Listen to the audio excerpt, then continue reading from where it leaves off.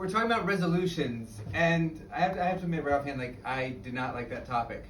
Because when we're talking about resolutions, I had to go look back and look at all the resolutions in my life. And what I found was this bouquet, this wilted bouquet of failed resolutions. Because I'm not very good with actually like following through with my resolutions. I like to make them, but I'm not very good at that finishing part. And I realized that's because like a resolution implies like a focus. Like you are going to go like, God damn it, I'm going to make myself better come hell or high water. And you see some goal right there in front of you, and there might be a doorway in that goal, and maybe that door is locked. But if you have a good, strong resolution, you're going to get some people, if they say I'm going to get that resolution, they're going to find a way to bust down that door and reach that goal that's on the other side. They'll pound on it, they'll beat it with a hammer, they'll fucking grab a jackhammer, and you don't know how you work a jackhammer, but they'll have a jackhammer like bam, bam, bam, bam, bam, bam, boom! They're gonna get through that door and they're gonna reach that resolution. But me, no, I'm not like that. If I have a goal, I like to kind of set my general path, set my direction, but then if there's a door, why? I'm going to see some other doorway that's open. I'm going to find some other path that I can kind of float along, drift around, take a detour. I'm not going to work too hard because I'm going to enjoy the sights. I'm going to enjoy the experiences. Maybe I'll find a new goal that inspires something new, or maybe I'll find some new beautiful experience that I really enjoy, or maybe I'll find something that sucks. But you know what? If I just float along for a little while, that thing that sucks is eventually going to come to an ending. And I'm just not very good at that go get 'em going. I'm going to reach that goal no matter what. Now, I used to be like that. When I had the infinite wisdom of being a teenager, I knew what I was going to do. I was going to be an actor, you know?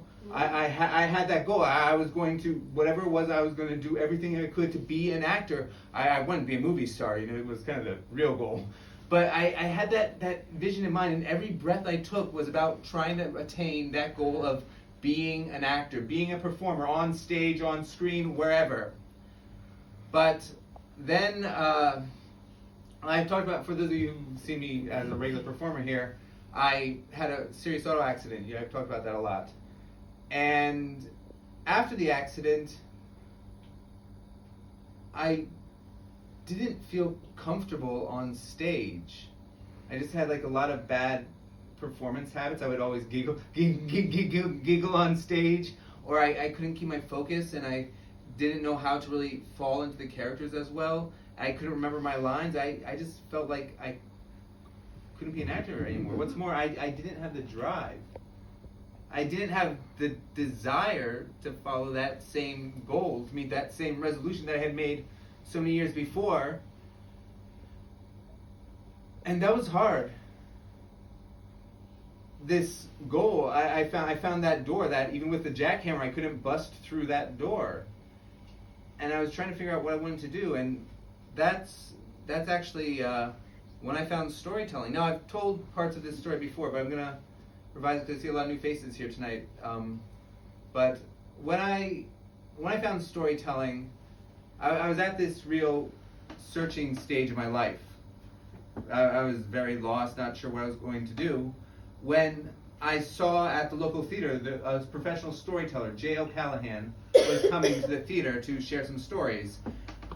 And I was 19 years old. I was 21 years old, and I was still kind of healing after this accident that I had when I was 17. But I saw a storyteller, and I thought, okay, this is someone who's going to tell like really good stories for kids, like tell stories for kids, but like fairy tales in a really good way. And I was kind of interested. But when I went to see his performance, and I saw something like I've never seen before in my life. It was the most incredible performance I've ever experienced. Because he gets up there and he tells the story of a 80-year-old woman telling the story of her life to her grandchildren. And she's an immigrant woman who moved from Russia to the United States, to Bethlehem, Pennsylvania. At the very beginning of this story, he talks about her growing up on the steppe in Russia and how she was very good at calming horses. And she would see a horse once, she could just coo, coo, and calm the horse down. And the story goes on, and he's telling the story. It's got tragedy, it's got humor, It's got all these beautiful moments, it's got these sad moments, it's got these exciting moments, these touching moments, but then it comes to a point where this woman, there's a strike at the steel factory where her husband and son work. And this woman is coming to bring a bag lunch to her husband and son who are on picket lines, and she gets to the street where the strike is happening, and it's just mayhem. There's hundreds, maybe 1,000 people like milling about. This is like the core industry of the city, and everyone's on strike, and so the whole city is there to watch or to keep things under control. And there's picket lines, and there's people trying to break the picket lines, and there's policemen there on horses, and there's mounted police officers just trying to keep the calm going on. And the horses themselves are panicked. The horses have these wide eyes. They have the wide eyes of fear. They're sniffing around. They're looking this way and that. They're trying to keep some sort of calm, some sort of cool. And there's a girl there, a girl maybe 6, 7, maybe 8 years old. A young girl. She has a bag lunch for her brother, her father, who's on the picket lines. And this girl, she's not really sure what's going on. She has these wide eyes, and she steps in front of one of these mounted police officers on the horse. And the horse sees the girl. The horse rears up, and O'Callaghan just goes, coo, coo.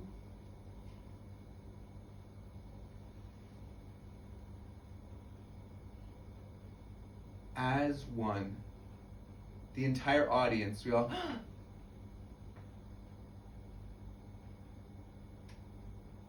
and I knew I wanted to be a storyteller.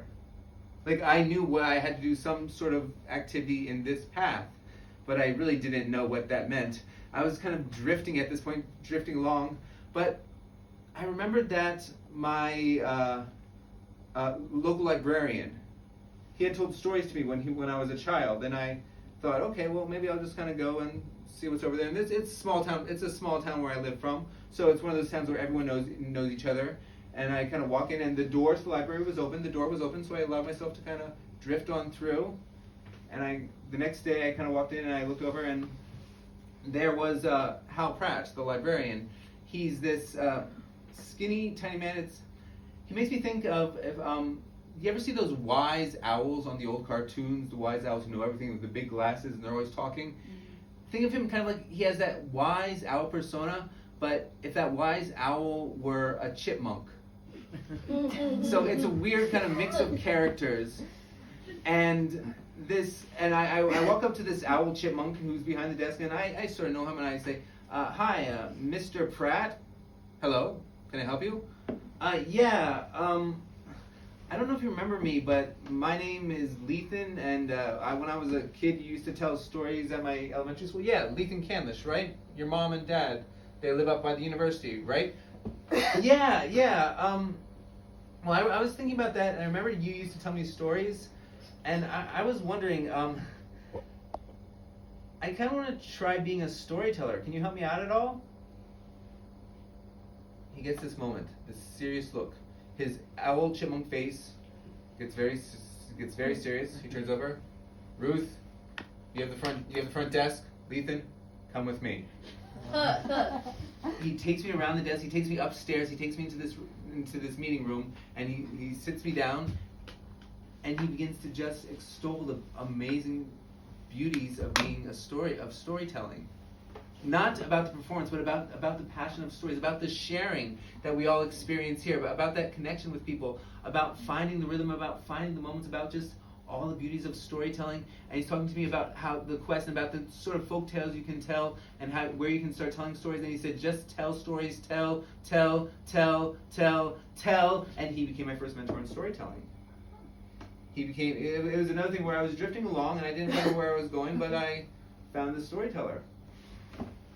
So I began to start working on some of my own storytelling. I was still just drifting along now. I had a vague goal. Like I said, my path was pointed in some general direction, but I really didn't know what I was doing. And I actually managed to find a paying job as a storyteller, just for one performance. It was a neighbor's daughter's birthday, 6-year-old birthday, and I was working on my first paid storytelling gig. And I used to go for when I was working on artistic projects, I would always go to this truck stop that was about 3 miles, 6 kilometers from my house, and it was 24 hours, and they had lots of coffee, and you could smoke cigarettes in there, and I was an intellectual, so I smoked lots of cigarettes at the time. And yeah, I would just go there, and I'd do my writing, or I'd do any work I needed to do, because it's 24 hours. I'd get a cup of coffee, sit there for hours, just scribble away, scribble away, scribble away, scribble away. And I was there doing my scribbling, and random trucker walks up to me. "What you working on there, son?" Story. I'm trying to write a story. I'm trying to be a storyteller.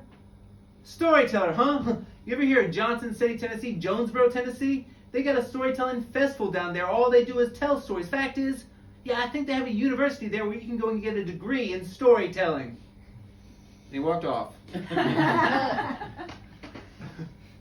I didn't know what to think about that, but the next day, I thought, is this another door that was open that my drifting is going to lead me through? The next day, I went on dial-up internet, so it took a lot longer, but I did some dialing up on the internet, and I found out that, yes, indeed, there is a graduate program in storytelling at Johnson City State University.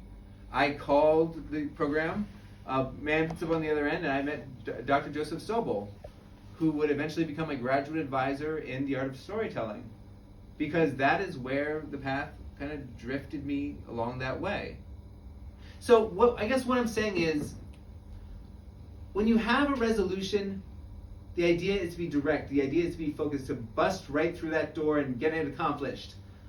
But when you just take your time and see the sights around, you can sometimes find some pretty nice things. Like my resolution from when I was a child was to be a movie star.